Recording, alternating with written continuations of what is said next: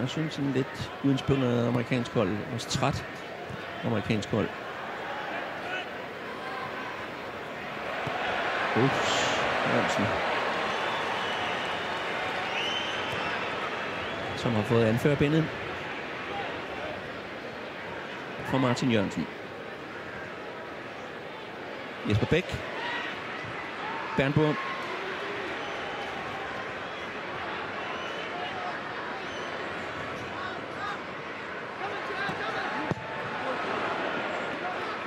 Michael Lump. Der er masser af muligheder. Og specielt længst over måske Jakob Poulsen.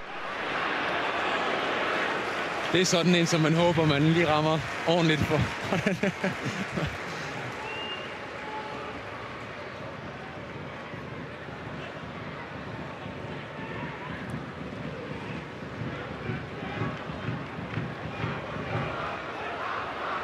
Sidste 5 minutter.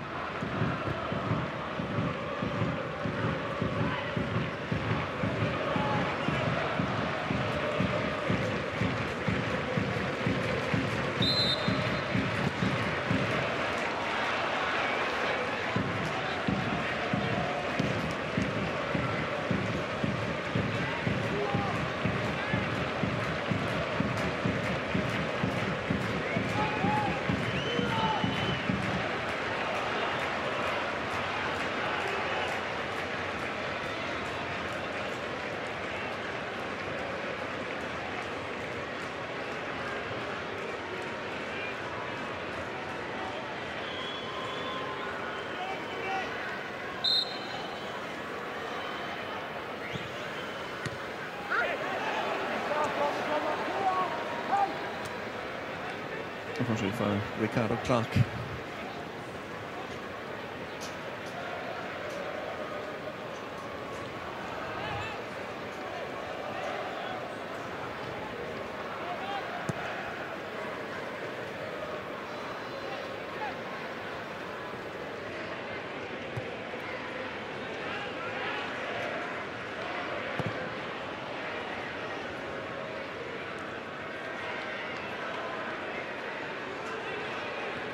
Bernburg, der bliver liggende her.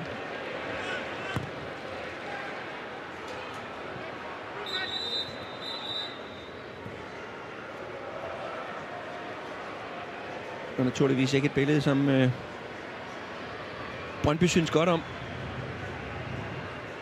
Den ene frontløber gik ud på grund af en skade, den anden ligger her.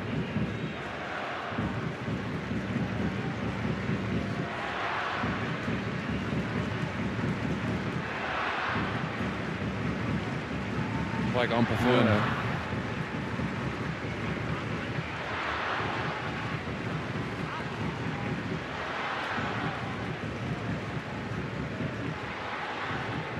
Målscorer i aften i sin 4. landskamp.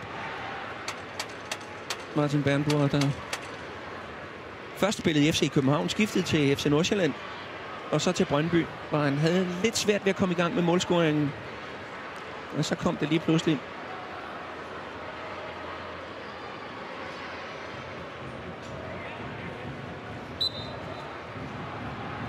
Der er ikke mere spilletid til ham.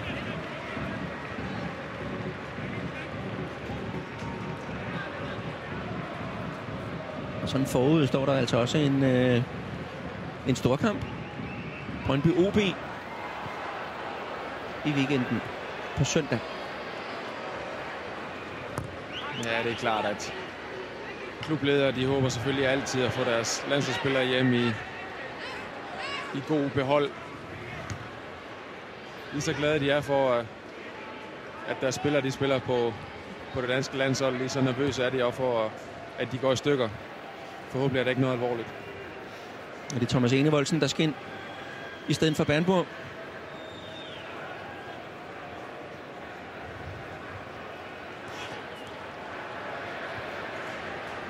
Kommer også ind i landskampen mod Korea.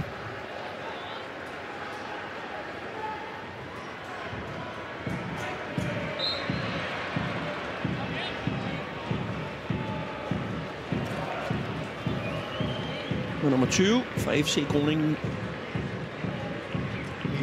Thomas Enevoldsen.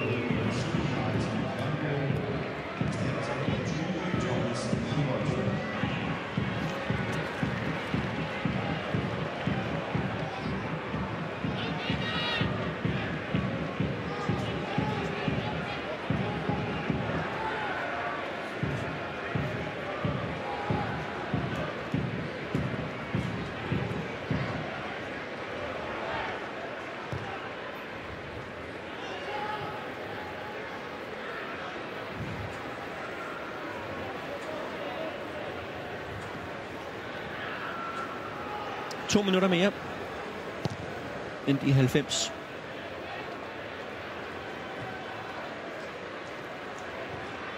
Og så har fodboldåret forbi for landsholdets vedkommende. Et fodboldår, som har været godt.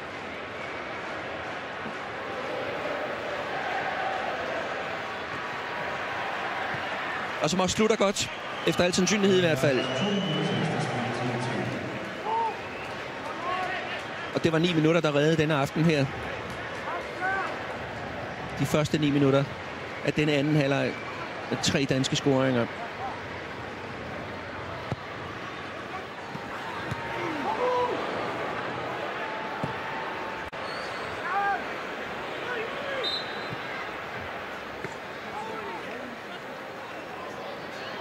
Og et fodboldår, der kulminerede naturligvis med VM-billetten til Sydafrika. De 2 1-0-sejre over Sverige i Stockholm, i Parken og i 1-kampen mod Portugal.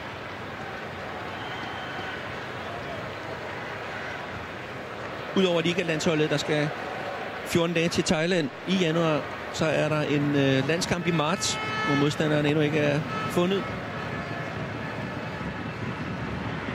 Og så kommer der faktisk ikke noget før en gang i maj, når VM-truppen samles.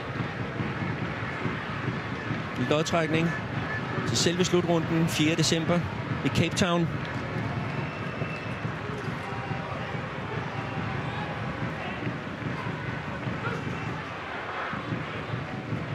23 spillere skal med.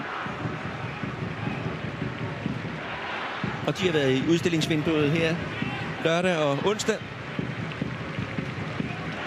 Nogle af dem vi har også manglet og måske også savnet en del.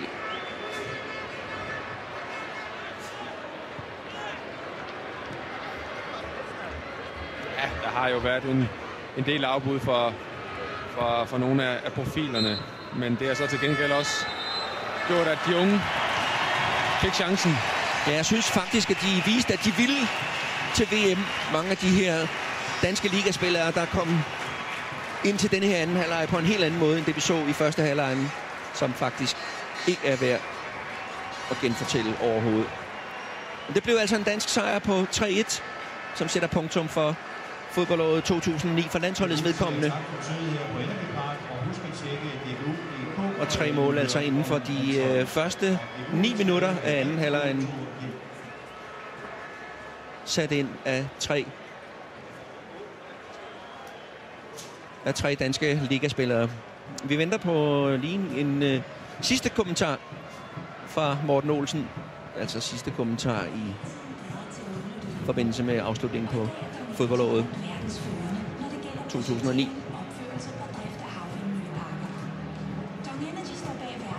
Og det sluttede altså med 7 spillere fra den danske SAS-liga på banen.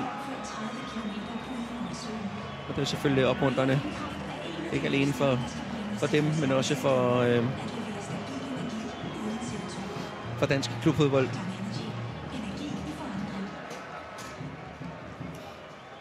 Thomas Sørensen er skyld i det amerikanske mål. Det er han helt klar over.